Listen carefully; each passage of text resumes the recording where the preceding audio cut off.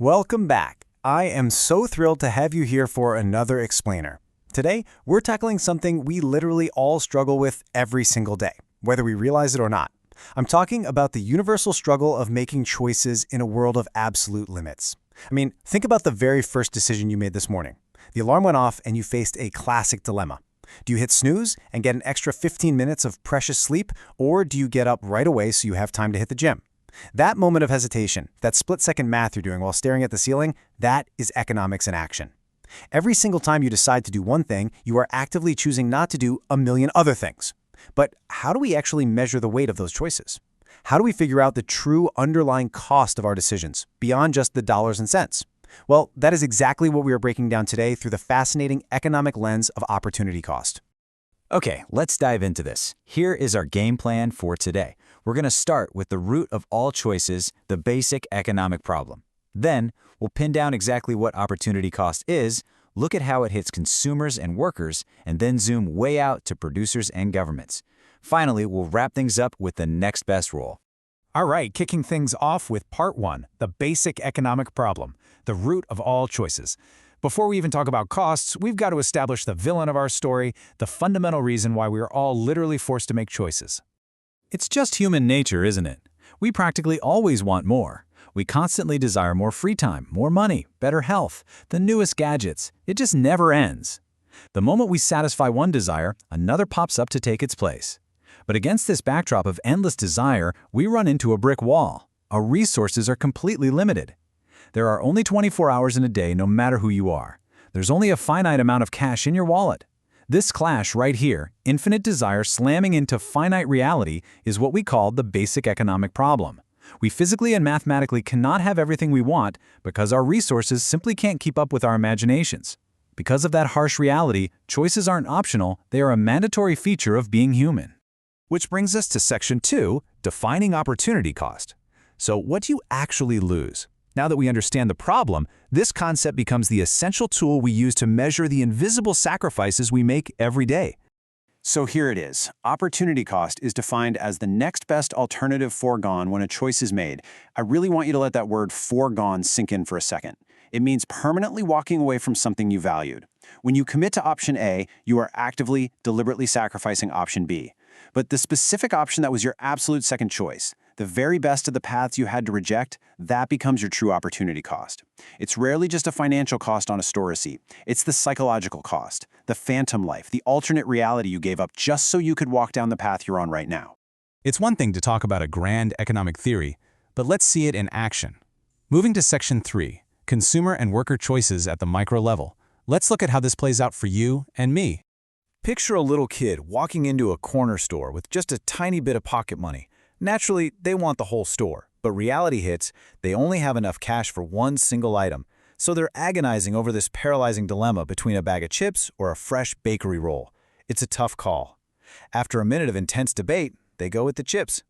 Well, because the roll was their next best alternative, the thing they wanted most after those chips, that roll is their opportunity cost. They traded the enjoyment of the roll purely to experience the crunch of the chips. And hey, it is absolutely critical to remember that money isn't our only limit. Time is arguably our most brutal currency. Let's look at a student who has exactly 1 hour of free time tonight. They're totally torn.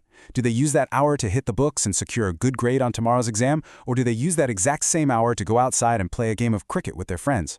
If this student bites the bullet, opens their books, and studies, that foregone cricket game is their opportunity cost. They traded immediate fun and fresh air for long-term academic success. That hour is gone forever, and the memory of the game they never played is the cost. Now think about workers mapping out the trajectory of their whole lives. The stakes here are astronomical. Think about the incredible dedication it takes to become a professional footballer. You are pouring the absolute prime years of your youth and thousands of grueling hours into one specific path. By dedicating their supremely limited resource of time to football, that worker is entirely giving up the chance to train for a completely different career. Choosing that intense path means permanently sacrificing the experiences and stability of becoming, say, an engineer or a doctor. That phantom alternate career they could have built, yep, that is their opportunity cost. Okay, let's zoom way out to section 4, producer and government decisions at the macro scale.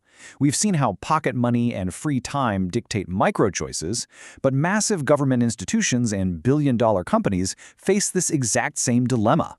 This really brilliantly illustrates the sheer scale of opportunity cost across our whole society. We just covered consumers and workers, but step into the boardroom of a major tech corporation. A CEO might have $100 million of capital, but they still can't build every single concept their engineers dream up. If they greenlight Project A, the company's sacrifice, their opportunity cost, is the massive potential profit from their next best product that they had to shelve. And scaling up even further, governments operate on a strictly limited budget from public taxes. They want to fix the roads, build newer schools, fund hospitals, but they literally can't fund it all perfectly. If a government dumps $10 billion into modernizing infrastructure, the opportunity cost is the alternate sector, maybe public healthcare or green energy, that had to be sacrificed. The rules don't change just because the numbers get bigger.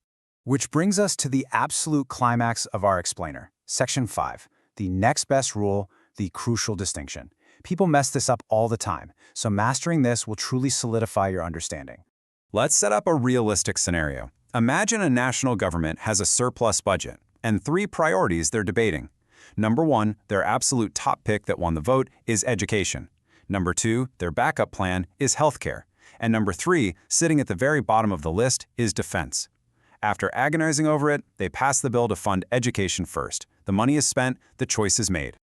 So here is the golden rule, captured perfectly right here. Opportunity cost is not everything you left behind, it is only the second best option. In our government example, because they chose education, what did they technically walk away from? Well, yes, they walked away from both healthcare and defense. But listen closely, because healthcare was ranked second, healthcare is the opportunity cost. It was the very next best alternative for gone, making the third place option, defense, completely irrelevant to the equation. Opportunity cost is laser focused. It is only ever that single highest value opportunity that you had to surrender. We've covered a tremendous amount of ground today, moving from the reality of unlimited wants clashing with limited resources, all the way to the tough, everyday decisions of students, ambitious athletes, and powerful governments. But I want to leave you with one final thought before we go. You just spent several highly valuable, incredibly limited minutes of your time focused on learning with me today. Apply that second best rule to yourself right now. What was your next best alternative to watching this explainer?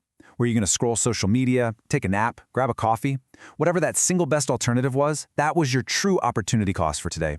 I certainly hope you feel it was a trade worth making. Keep learning, keep questioning the choices around you, and I'll catch you in the next one.